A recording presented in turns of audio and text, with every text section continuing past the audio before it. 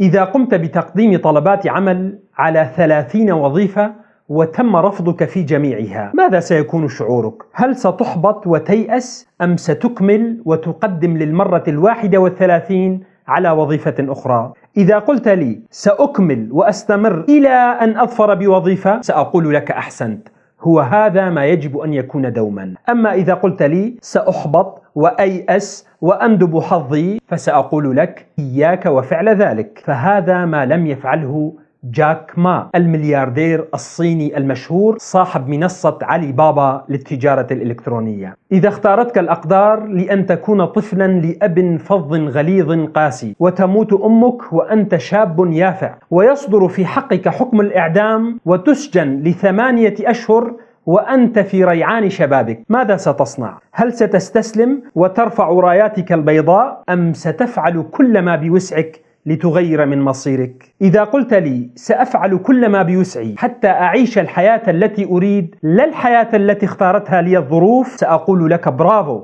هو هذا ما يجب أن يكون دوما. أما إذا قلت لي سأكتئب وأقنع بواقعي الأليم، فسأقول لك إياك، فهذا ما لم يفعله دوستويفسكي الروائي الروسي العظيم صاحب الجريمة والعقاب. طيب، إذا أردت أن تصبح مغنيا مؤثرا تغني لحرية شعبك وتعزف لمأساة وطنك، ولكنك ابن لعائلة فقيرة وفي قرية مهمشة وفي وطن مكلوم يرزح تحت حكم الذئاب والثعالب، ماذا ستفعل؟ هل ستضرب بمأساة شعبك عرض الحائط لتعيش سعادتك الخاصة؟ أم ستضرب بسعادتك الخاصة عرض الحائط لتعيش أتراح شعبك؟ إذا قلت لي سأسعى إلى ما أطمح إليه مشيا على الوجه أو سعيا على الرأس كما يقول الحلاج، سأقول لك أحسنت وأجدت وأسعدت.